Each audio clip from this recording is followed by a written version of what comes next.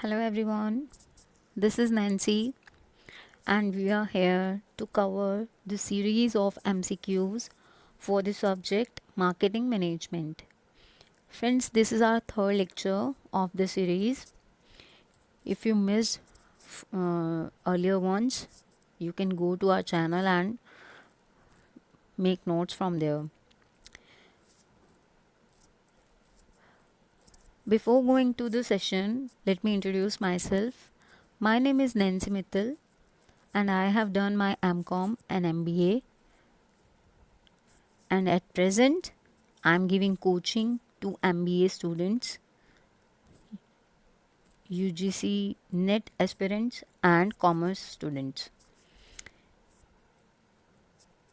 Also, I want to tell you that if you are preparing for UGC NET 2020, then you can join our online classes for the subject commerce and management. You can also use the code which is NETJRF 2020. NETJRF 2020. Okay, friends, let's move to the topic MCQs of marketing management. Our first question is the promotion P of marketing is also known as you all know, there are 4 P's in marketing mix, which are product, place, price, and promotion. And promotion refers primarily to marketing communication. These communications use channels such as public relations, advertising, direct marketing, email marketing, and so on. Okay, so the right answer is D, marketing communication. Our next question is, when a company distributes its products through a channel structure that includes one or more resellers, this is known as, okay students, I am giving you now the opportunity to guess the answer.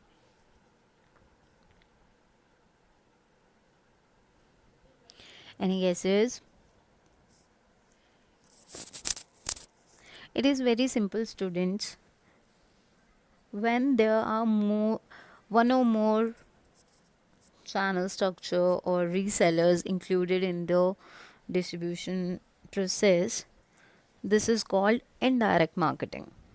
Okay, I'm not even looking to other options. It is simply indirect marketing. Okay, is that clear? Okay, let's move to other question. In marketing theory, every contribution from the supply chain adds to the product. What supply chain adds to the product? A, value, B, cost, C, convenience, or is it D, ingredients? Any guesses?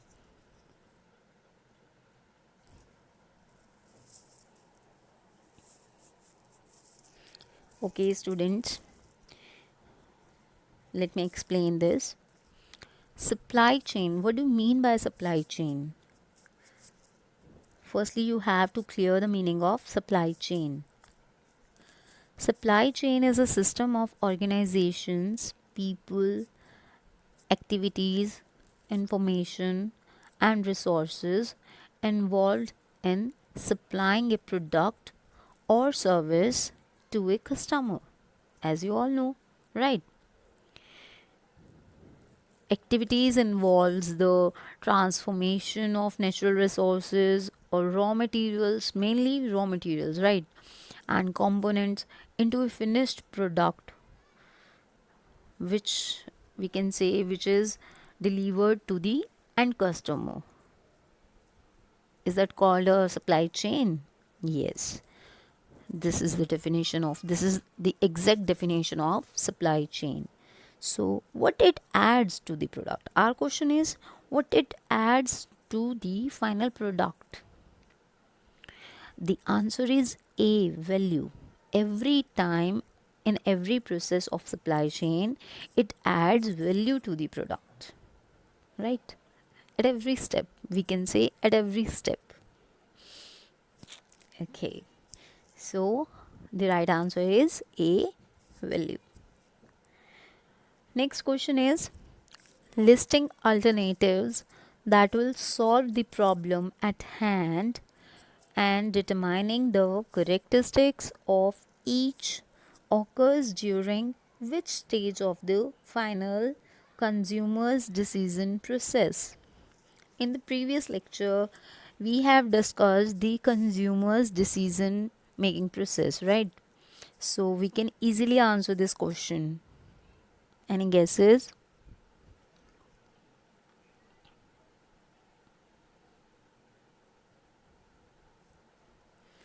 Okay, let me explain you.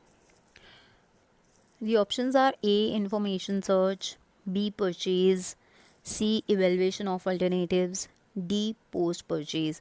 Friends, you can also comment your answer, your guesses in the comment box. Okay, so let me tell you the right answer is C, evaluation of alternatives.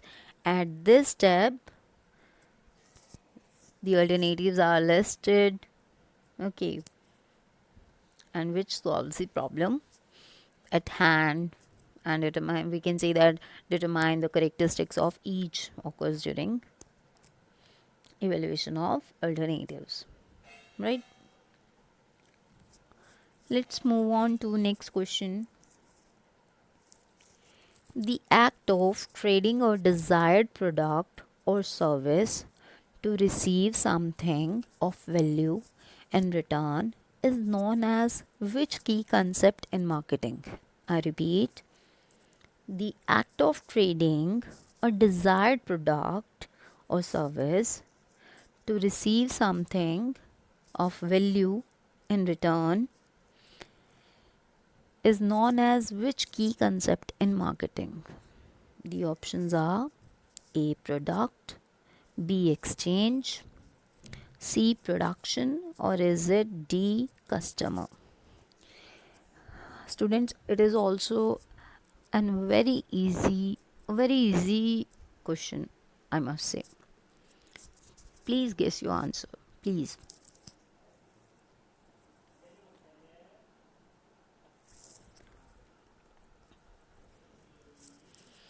So without any delay, let me tell you the right answer is B, exchange. Yes, the process of trading, friends. It is very simple. When you are dealing with someone and you are exchanging something for something, right? Suppose you are giving them product or service in return of money, then it is known as exchange. What obvious, right? It is simply called exchange of product or service, or exchange of money for product or service. So this is called exchange.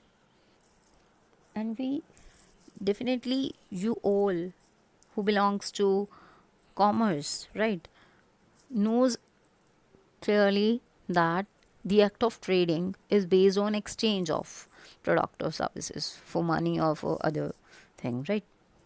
So the right answer is B, exchange. Let's move to other question. Next question says the most basic level of a product is called the A, core product, B, central product, C, fundamental product, or is it D, augmented product? Tell me, friends, any guesses? To answer this question, you must know the levels of product, right?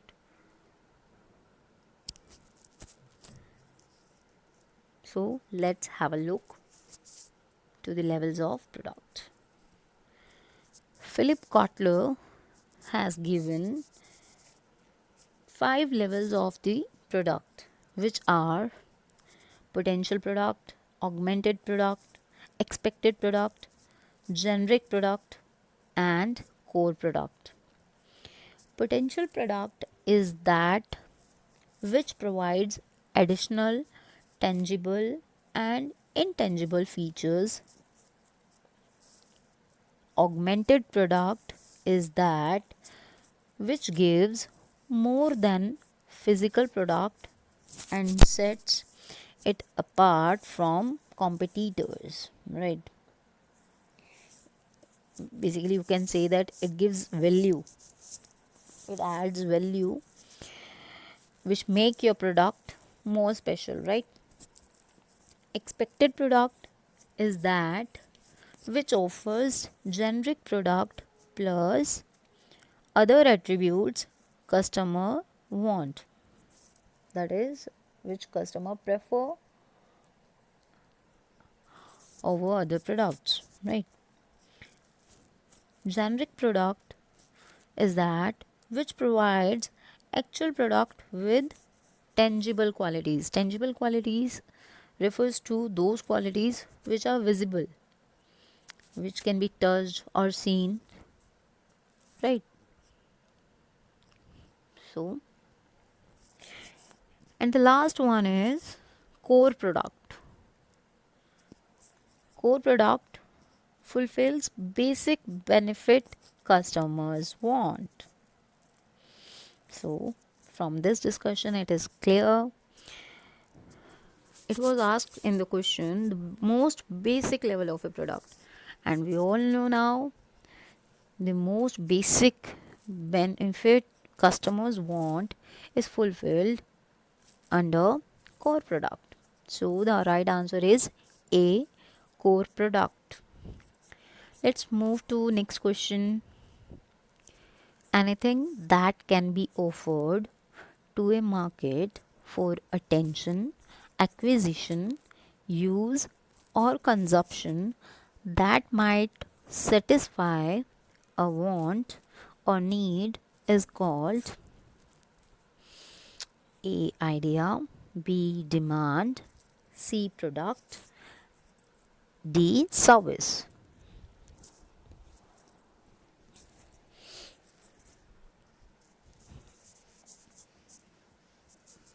I repeat the question. Anything that can be offered to a market for attention, acquisition, use, or consumption that might satisfy a want or need is called a. Any guesses?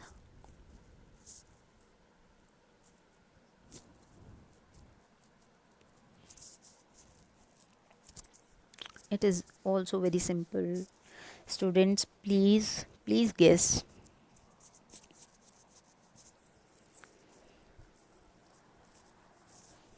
Okay, let me tell you the answer. The right answer is C, product. How? Try to make sense from the question. Students, the answer is hidden, always hidden in the question itself. How?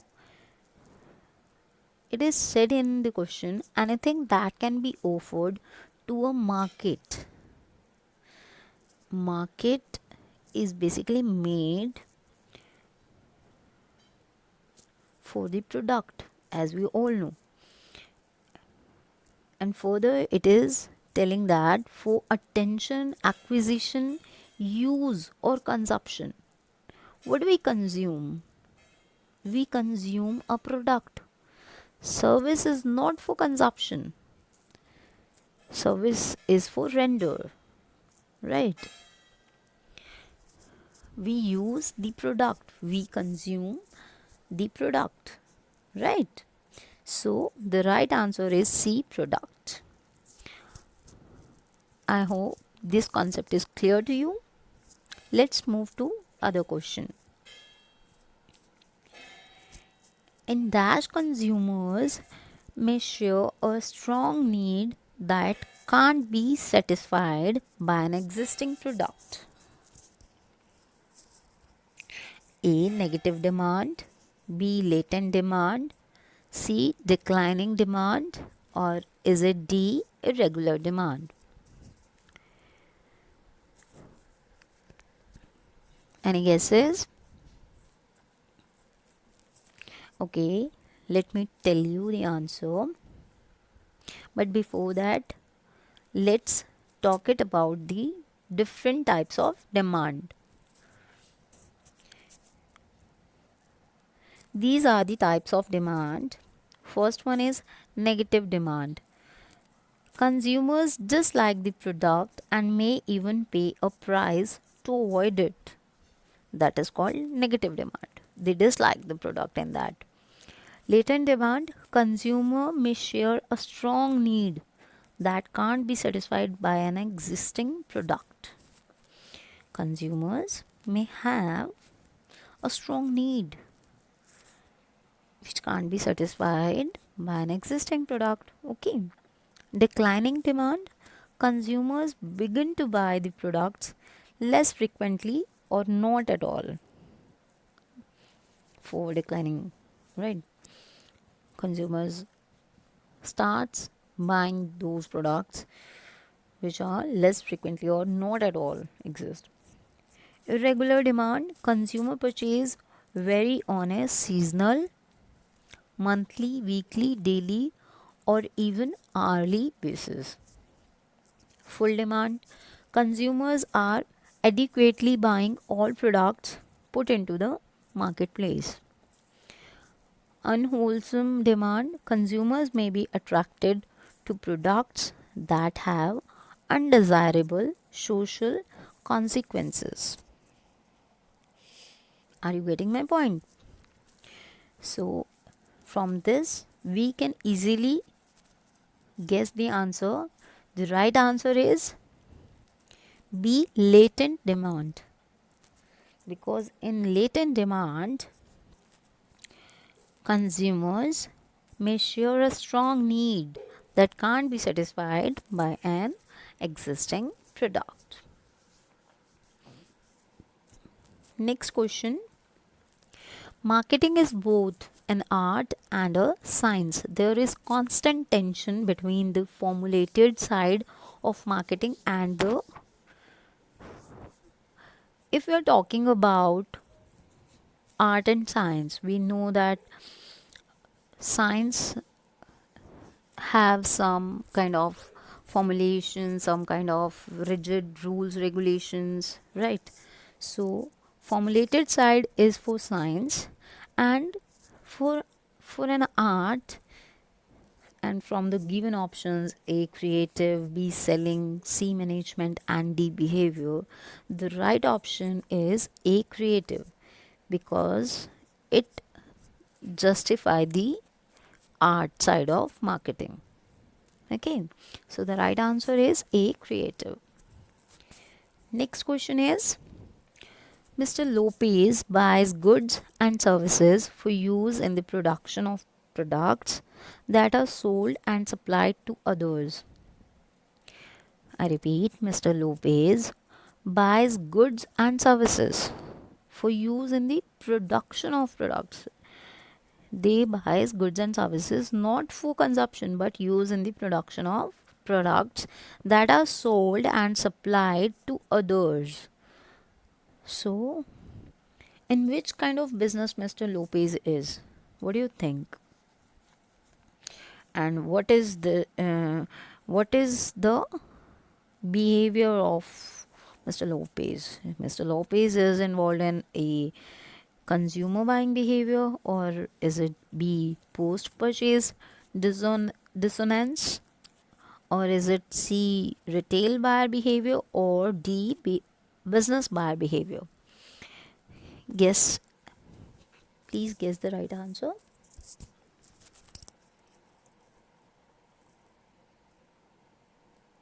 Okay, let me tell you. The right answer is D business buyer behavior. How? Let me explain you business buyer behavior. Business buyer behavior refers to the buying behavior of the organizations that buy goods and services for use and production of other products and services, as we have read in the question. For use and production of other products and services that are sold, rented, or supplied to others. Okay. You can also see the model of business buyer behavior here. It is the complete process how it works. Okay. Let's move to our next question. The four unique elements on to service include A. Independence, intangibility, inventory, and inception. B. Independence, increase, inventory, and intangibility.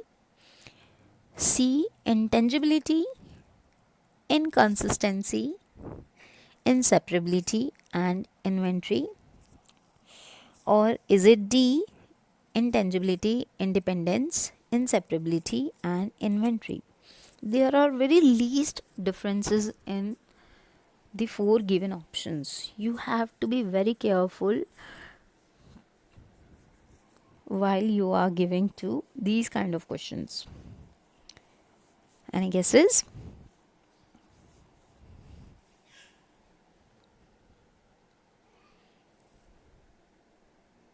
Okay, let me tell you the right answer.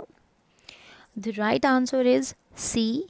Intangibility, inconsistency, inseparability, and inventory.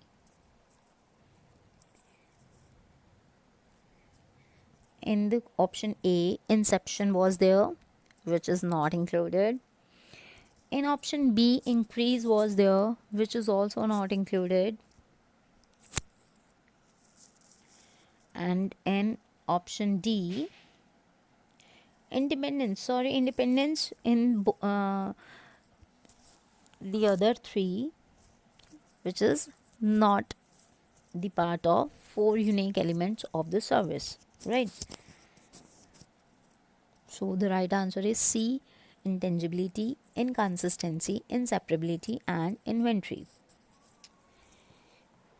So that's all for today. I hope this lecture will also be very useful for you. Keep practicing, be safe, stay at home, and do your best. Work hard. Thank you.